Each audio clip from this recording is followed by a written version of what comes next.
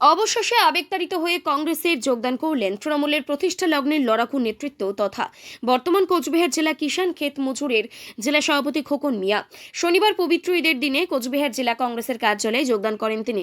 পাশাপাশি তুফানগঞ্জ 2 ব্লকের প্রাক্তন যুব সভাপতি মানিক বর্মন তিনি ও কংগ্রেসে যোগদান করলেন। তৃণমূলের প্রতিষ্ঠা লগ্ন থেকে লড়াই করে আসছেন তিনি। রবীন্দ্রনাথ ঘোষ এর অনুগামী হিসেবেই পরিচিত, কিন্তু বর্তমানে পুরনো কর্মীদের দলে সেই রকম সম্মান পাচ্ছে না বলেই অভিযোগ করেন তারা।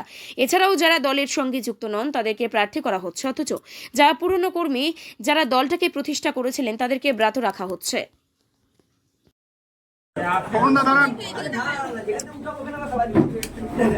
সবাইকে প্রথমে নমস্কার, ঈদের শুভেচ্ছা, প্রাণ ভরা ভালোবাসা, দল মত জাতি ধর্ম নির্বিশেষে পবিত্র ঈদ। আমরা সকলেই ভারতবাসী, সারা বিশ্বে শান্তি বিরাজ করুন। আজকে এই পবিত্র দিনে বলতে দুঃখ লাগে, 1998 সাল থেকে আজকের দিনেও 1 ঘন্টা 1 মুহূর্ত আমি তৃণমূল কংগ্রেসের কুচবিহার জেলা কিষাণ ক্ষেত মজদুর জেলার সভাপতি, কুচবিহার 1 নং পঞ্চায়েত সমিতির সদস্য 2013 সাল থেকে আজকের দিন পর্যন্ত।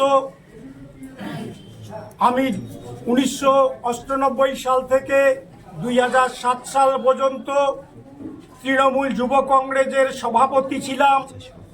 2008 সাল থেকে 2019 সাল পর্যন্ত আমি তৃণমূল কংগ্রেসের মূল পার্টির ব্লক সভাপতি ছিলাম।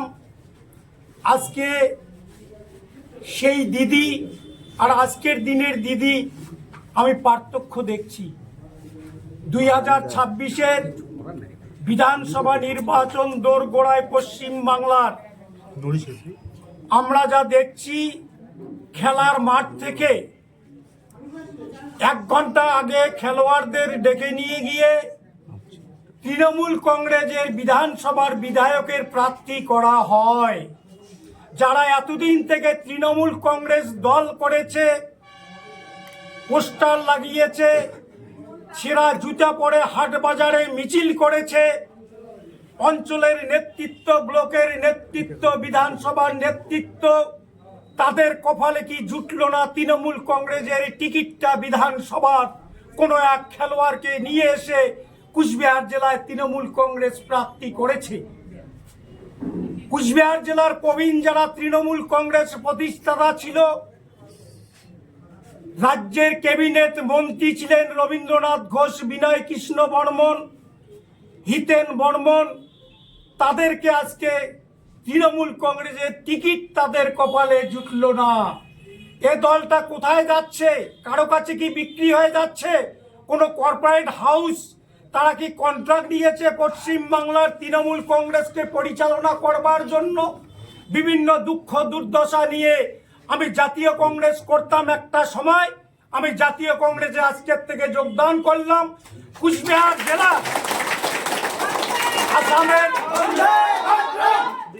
আসামের রামপুর থেকে শুরু করে মেকলিগঞ্জ বাংলাদেশ বর্ডার পর্যন্ত জাতীয় কংগ্রেসের পতাকা, জাতীয় দল, ভারতবর্ষের প্রবীণতম রাজনৈতিক দল, গণতান্ত্রিক দল, ধর্ম নিরপেক্ষ দল কংগ্রেসে যোগদান করলাম। 2026-এর বিধানসভা নির্বাচনে কুচবিহার জেলার থেকে উত্তরবঙ্গে আমরা জাতীয় কংগ্রেসের পক্ষ থেকে আজকের থেকে আমি ময়দানে নামলাম। আমরা জাতীয় কংগ্রেসের পক্ষ থেকে এক প্রান্ত থেকে আর এক প্রান্ত জাতীয় কংগ্রেসের প্রার্থীরা আমরা প্রত্যেকটা মানুষের কাছে দল মত জাতি ধর্ম নির্বিশেষে প্রত্যেকটা মানুষকে হাত চিহ্নে ভোট দেওয়ার জন্য একটা গণতান্ত্রিক সরকার পশ্চিমবঙ্গে প্রতিষ্ঠিত হোক, যেখানে সাম্প্রদায়িকতা থাকবে না, যেখানে বিচ্ছিন্নতাবাদের কথা থাকবে না, শুধু থাকবে গণতন্ত্রের কথা। গণতন্ত্র প্রতিষ্ঠিত হোক পশ্চিম বাংলায়। পরবর্তীকালে আমি আপনাদের কাছে বিস্তারে কথা বলবো। আপনি কি প্রার্থী হচ্ছেন? হ্যাঁ, দল আমাকে প্রার্থী দিলে নিশ্চয় আমি প্রার্থী হব। কতটা প্রভাব পড়বে বলে মনে করছেন? 100%। কোন সিটে দাঁড়াতে পারেন? দল আমাকে যে সিদ্ধান্ত নিয়ে বলেছে, আমি সম্ভবত দক্ষিণ বিধানসভা কেন্দ্রে আমি প্রতিদ্বন্দ্বিতা করব। দক্ষিণ বিধানসভা কেন্দ্রের মানুষ, শহরের মানুষ, শুভবুদ্ধি সম্পূর্ণ মানুষ, অধ্যাপক প্রফেসর সমস্ত স্তরের মানুষকে আমি মোটামুটি আপনারা দেখতে থাকেন, প্রচুর লোক জয়েন করবে, কারণ এরা তো অ্যাকচুয়ালি কুচবিহারের ঘটনাটা অন্যরকম ঘটেছে। এরা তো কংগ্রেসে, আজকে যেটা শাসক যারা পুরনো তৃণমূল করতো তাদের তো তৃণমূলে কোনো জায়গা নাই। ফরওয়ার্ড ব্লক থেকে এসে যাদের বিরুদ্ধে আন্দোলন তারাই জায়গাটা দখল করে নিয়েছে। পুরনো তৃণমূলীরা একটাও কোথাও জায়গা পায়নি, সংখ্যালঘুদের একটাও কোথায়। তাই আমরা আহ্বান করেছি যারা আসছে দলে দলে লোক যোগদান করবে, কয়েকশো নেতা যোগদান করবে কংগ্রেসে। আমার কাছে 2-3 দিন ধরে আমার পাগল হয়ে গেছে, মানে সমানে ফোন আসছে সব জায়গায়। আজকে তো প্রায় 20-35টা জায়গায় জয়েনিং এর আছে। আমি কটা জায়গায় যাব? তো জয়েনিং প্রচুর, এবং বড় বড় নেতারা যারা কংগ্রেসের প্রোডাক্ট কংগ্রেসে ছিল, কংগ্রেসের কাছে তৃণমূলটা তো কংগ্রেস ভেঙে তৈরি হয়েছিল। তো যারা আসল তৃণমূল, যারা কংগ্রেসী আর কি, তারা সবাই কংগ্রেসে ব্যাক করছে, এবং একটা বিশাল অঙ্ক কোচবিহার জেলায় আমি বলতে পারি যোগাযোগ করেছে, তারা কংগ্রেসে জয়েন খোকন মিয়া কি দক্ষিণ বিধানসভা কেন্দ্রের প্রার্থী হচ্ছে? প্রার্থী আমাদের ঠিক করার জন্য আমাদের অবজারভাররা আসছেন। আমরা ওনাকে বলেছি আমরা ওনাকে ইলেকশন লড়াতে চাই, এবং এটা ঠিক করার অধিকার আমার নেই। এটা আমরা সবাই মিলে আলোচনা করে ও পার্টিতে জয়েন করেছে, আমরা সবকিছু করে আমরা ঠিক করব।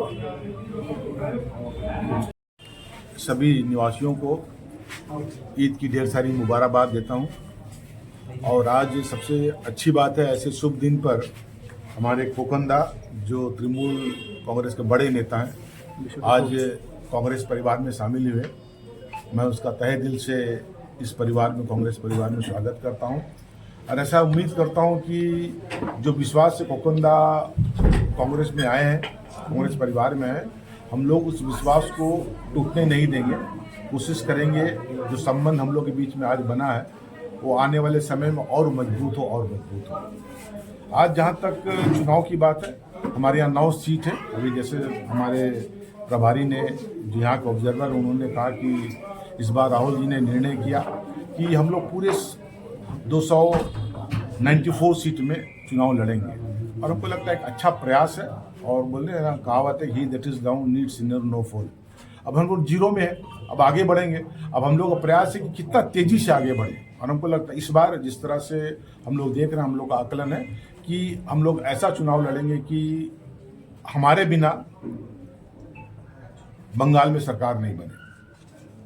हमें पूरा विश्वास है कि यहाँ जो 9 सीट है उसमें अच्छा रिजल्ट हमको देखने को मिलेगा। खोकंदा ने दावा के बारे में कोई विचार विमर्श हुआ है देखिए, क्या? अभी तो हम लोग रात से हमारी बातचीत हुई है। हमको लगता है कि हम लोग प्रयास करेंगे, निश्चित रूप से बड़े नेता हैं, हम लोग इसको कहीं ना कहीं चुनाव लड़ाएंगे ऐसे कि इसका लाभ हम लोग को मिल सके। अभी ऐसे समय में चुनाव के सामने समय आए, हमको लगता 2-3 दिन बाद निर्णय भी होना है। हमको लगता है आज हमारे पास समय है, हम लोग लगातार बातचीत कर रहे हैं। हमको लगता है कि हमने कहा कि एक मजबूत उम्मीदवार, हमको लगता है कि खोकन जो भी आए हैं, निश्चित रूप से हम लोग प्रयास करेंगे कि उसको भी कहीं से चुनाव लोग लड़ाएं।